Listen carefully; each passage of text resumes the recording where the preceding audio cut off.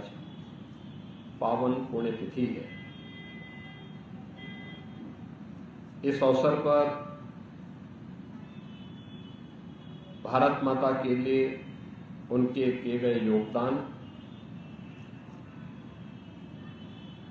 भारत की आंतरिक सुरक्षा और भारत की अखंडता के उनके प्रयासों का स्मरण करते हुए मैं उन्हें पूरे प्रदेश वासियों की ओर से विनम्र श्रद्धांजलि अर्पित करता हूं।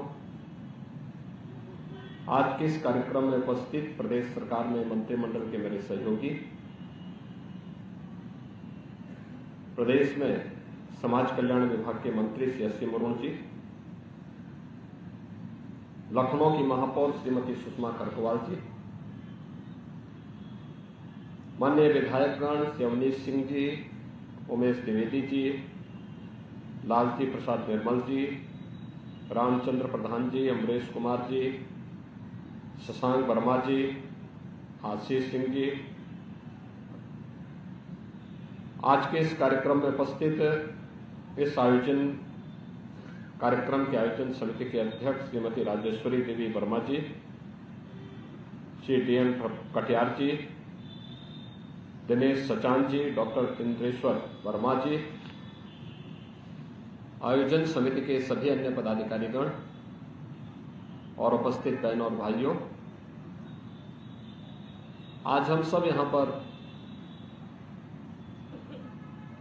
वर्तमान भारत के शिल्पी के रूप में, जिन्हें पूरा भारत स्मरण करता है,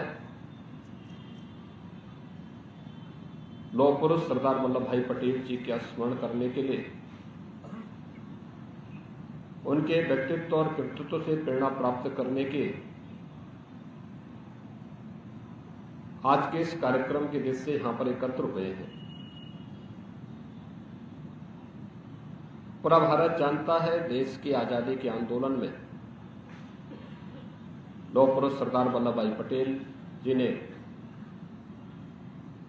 अग्रिम पंक्ति में खड़े होकर के देश की आजादी के आंदोलन को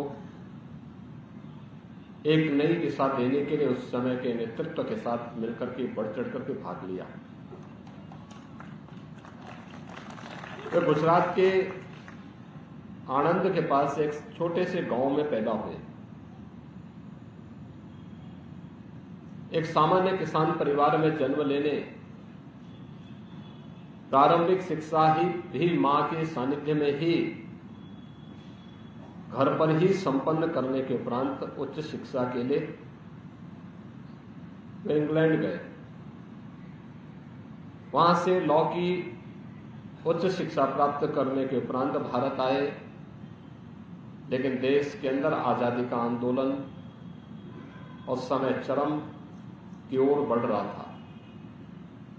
वे देश की आजादी के आंदोलन में चले, चाहे वह चंपारण आंदोलन रहा हो, नमक सत्याग्रह रहा हो, भारत छोड़ो आंदोलन रहा हो, या फिर देश की आजादी से जुड़े हुए सभी महत्वपूर्ण आयोजन,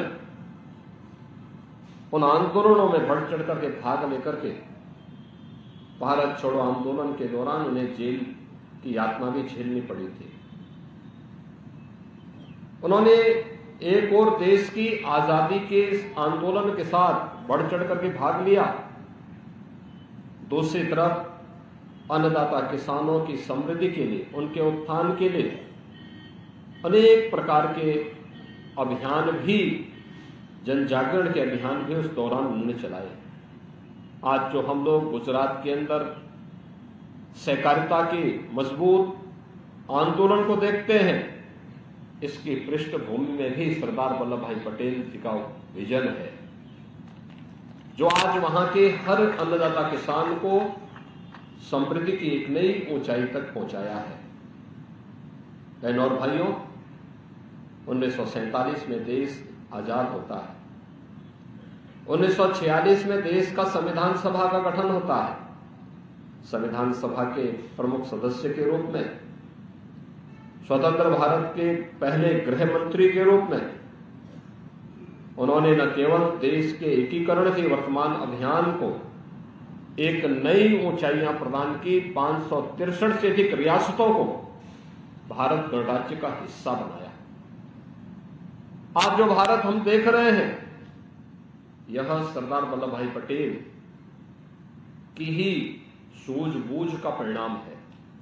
आज जो एक भारत है, श्रेष्ठ भारत है, सुरक्षित भारत है, इसकी पृष्ठभूमि में सरदार वल्लभ भाई पटेल की सोच है, उनका प्रयास है, उनका परिश्रम है। एक तरफ भारत माता के इस महान सपूत ने भारत के एकीकरण के लिए इस अभियान को आगे बढ़ाया, तो दूसरी तरफ स्वतंत्र भारत कैसे होना चाहिए।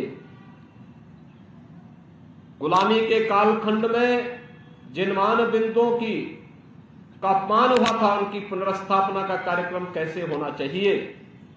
सोमनाथ मंदिर के पुनरुद्धार के कार्यक्रम को भी उन्होंने अपने हाथों में लेकर के देश के अंदर सांस्कृतिक भारत की स्थापना का जो अभियान उस समय चलाया था, आज उसी का परिणाम है कि लोक पुरुष सरदार वल्लभ भाई पटेल की उन स्मृतियों की प्रति श्रद्धा व्यक्त करने के लिए, कृतज्ञता व्यक्त करने के लिए आज प्रधानमंत्री मोदी जी के नेतृत्व में नया भारत पूरी प्रतिबद्धता के साथ कार्य कर रहा है। अगर लोक पुरुष सरदार वल्लभ भाई पटेल होते तो कश्मीर में धारा 370 आजादी के बाद, संविधान लागू होने के बाद कभी भी लागू नहीं हो पाती।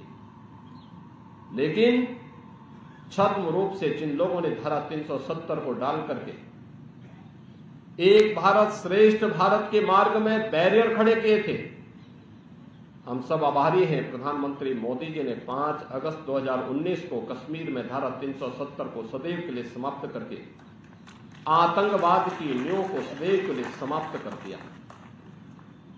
आज अयोध्या में राम जन्मभूमि पर भगवान राम का भव्य मंदिर, ये उसी नए सांस्कृतिक भारत का एक अभिन्न हिस्सा है, जिसका शुभारंभ 1948 में लोक पुरुष सरदार वल्लभ भाई पटेल ने सोमनाथ के मंदिर से प्रारंभ किया था।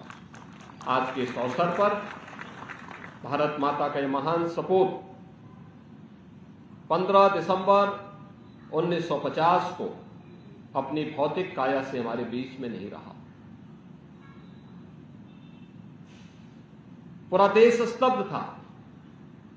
उनके नेतृत्व में भारत एक नई ऊंचाइयों को छूता, लेकिन लौह पुरुष सरदार वल्लभ भाई पटेल के न रहने के बाद आज उनकी संकल्पनाओं को मूर्त रूप देने के लिए जो अभियान देश के अंदर चल रहा है, ये अवश्य एक भारत श्रेष्ठ भारत की प्रधानमंत्री मोदी जी की परिकल्पना को साकार करेगा। आज के इस अवसर पर मैं भारत माता के इस महान सपूत को, जिनका पूरा जीवन राष्ट्र के लिए समर्पित था, भारत माता के चरणों में समर्पित था, ऐसे लौह पुरुष सरदार वल्लभ भाई पटेल जी की पुण्य स्मृतियों को नमन करते हुए उन्हें विनम्र श्रद्धांजलि अर्पित करता हूं। आयोजन समिति को आयोजन के लिए हृदय से धन्यवाद देते हुए वाणी को विराम देता हूं। धन्यवाद।